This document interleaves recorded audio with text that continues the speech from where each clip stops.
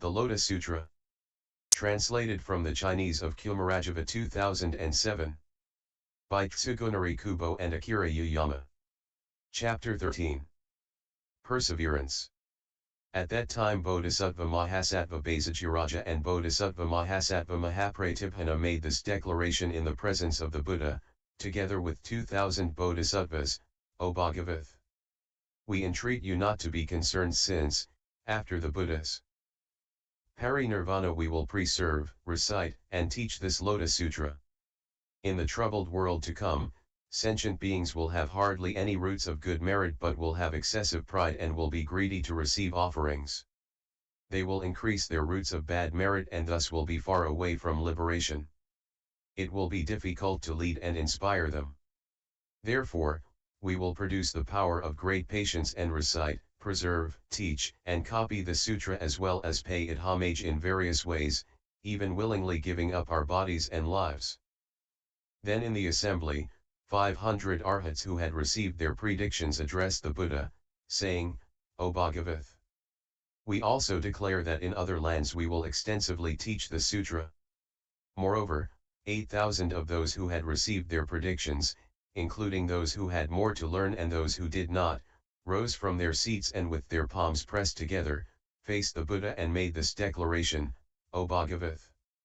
We also will extensively teach the sutra in other lands. Why is this? Because in the Saha world there are many erring people, with excessive pride and superficial virtue, those who are quick to anger, deceitful, and untrue. Thereupon the Buddha's aunt, the nun Mahaprajapti Gautami, with 6,000 nuns, some of whom had more to learn and some who did not, rose from their seats and with their palms pressed together gazed attentively at the Buddha, never turning their eyes away. Then the Bhagavath spoke to Mahaprajapati Gautami, saying, Why are you anxiously staring at the Tathagata? Are you thinking that I have not given you your prediction of highest, complete enlightenment? Oh! Mahaprajapti Gautami! I have previously said that all of the Sravakas would receive their predictions. Now if you wish to know your prediction, I will tell you that in the future you will become a great expounder of the Dharma, taught by 68,000 kotis of Buddhas. These 6,000 nuns, some of whom have more to learn and some who do not, will all become expounders of the Dharma together. In this way you will gradually be able to complete the Bodhisattva path and become a Buddha called Sarvarapasa.Darsana, a Tathagata, Arhat, completely enlightened, perfect in knowledge and conduct, well-departed, knower of the world, unsurpassed, tamer of humans, teacher of devas and humans, Buddha, Bhagavath. O Mahaprajapti Gautami! This Buddha Sarvarapasa.Darsana will give predictions of highest, complete enlightenment one by one to bodhisattvas totaling 6,000 in number. Then the nun Yasodhara, the mother of Rahula, thought this, while giving the predictions. The only name the Bhagavath did not mention was mine. The Buddha addressed Yasodhara, saying, In the future you will cultivate the bodhisattva practice of the teachings of hundreds of thousands of myriads of kotis of Buddhas. You will become a great expounder of the Dharma, and gradually complete the Buddha path. In a land called Bhadra you will become a Buddha called Arasmi Sadasahasra Parapurnadvaha, a Tathagata, Arhat, completely enlightened, perfect in knowledge and conduct, well-departed, knower of the world, unsurpassed, tamer of humans, teacher of devas and humans, Buddha, Bhagavath. This Buddha's lifespan will be for immeasurable, incalculable kalpas. At that time the nun Mahaprajapti Gautami and the nun Yasodhara together with their attendants all rejoiced greatly at having attained such an unprecedented experience. In the presence of the Buddha they immediately spoke in verse, saying, O Bhagavath! As a great leader, you bring ease to devas and humans. Having heard our predictions, our minds are at peace and we are content. Having spoken this verse all the nuns addressed the Buddha, saying, O Bhagavath! We also will extensively expound the sutra in other lands.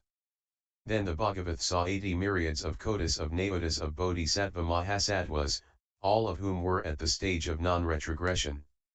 They had turned the irreversible will of the Dharma and attained the power of recollection. Arising from their seats they went before the Buddha with their palms pressed together and with this wholehearted thought, if the Bhagavat commands us to preserve and teach the sutra, then we will extensively expound this Dharma exactly as the Buddha has taught. They also thought, the Buddha now keeps silent and does not command us. What should we do? Then all of the bodhisattvas, respecting the Buddha's intention and also wanting to fulfill their original vow, uttered a lion's roar in the presence of the Buddha and declared, O Bhagavath, after Tathagata Nirvana we will roam throughout the worlds of the 10 directions, enabling sentient beings to copy, preserve, and recite this Lotus Sutra, and to explain its meaning, practice it according to the Dharma, and remember it correctly. This will all be due to the Buddha's majestic power. O Bhagavath, we entreat you to protect us from afar while we are in other quarters. Immediately after that, all of the bodhisattvas spoke these verses in unison. We entreat you not to be concerned because we will extensively teach in the fearful, troubled world, after the Buddha's parinirvana.